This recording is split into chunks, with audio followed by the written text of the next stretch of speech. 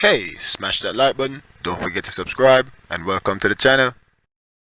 So on Labor Day, the president pointed something out that is true, but that almost nobody ever says. Military contractors have an awful lot of power in Washington, enough to distort our foreign policy.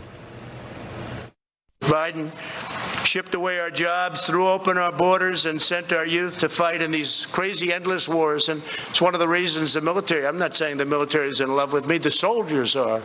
The top people in the Pentagon probably aren't, because they want to do nothing but fight wars so that all of those wonderful companies that make the bombs and make the planes and make everything else stay happy. Cue the leaks from anonymous military sources saying the president hates the troops. Tonight, there are ominous signs that the military is openly defying our system of civilian control. Today, the chairman of the Joint Chiefs of Staff, Mark Milley, broke with the White House's plan to lower troop levels in Afghanistan to 2,500. That's a plan that both the public and common sense both demand. Milley said he's going to conduct his own rigorous analysis of the situation. Again, aren't civilians supposed to be in control of the military? Jimmy Dore has thoughts about this. He's the host of the Jimmy Dore Show, and we're happy to have him with us tonight. Jimmy, thanks so much for coming on.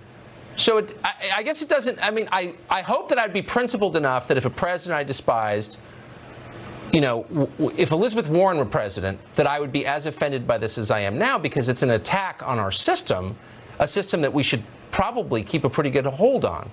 What's your view of it? Well, I think it's great that when a president orders a troop withdrawal, that's up for negotiation with anybody in the military. That's just sounds great. Maybe Mark Milley is one of these resistance grifters, and he's writing a book he's planning on selling to those resistance people. Now, he stood up against Trump trying to end a war, because that's what it seems like. Anybody just, and here's the weird thing. Donald Trump, you have to end some of these wars. You have to pull these troops home now. Yes. He's the commander-in-chief.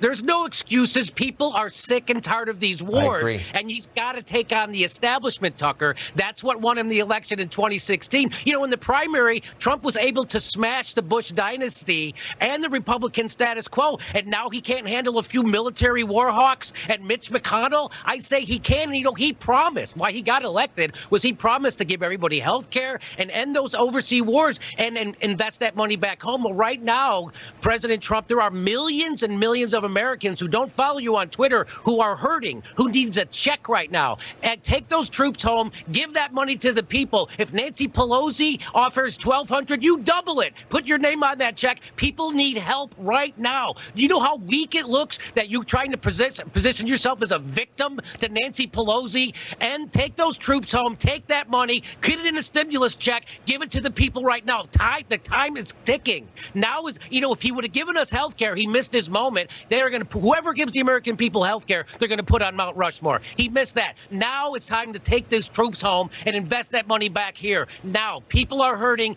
You tell the Senate, the GOP in the Senate, and Mitch McConnell to do their job and get a stimulus to the people, and he'll put his name on it. Whatever Nancy Pelosi offers, double it. That's what Trump would have done in 2016. He needs to do that now.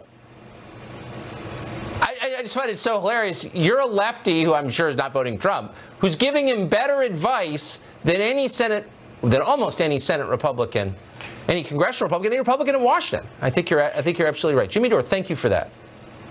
My pleasure. Anytime.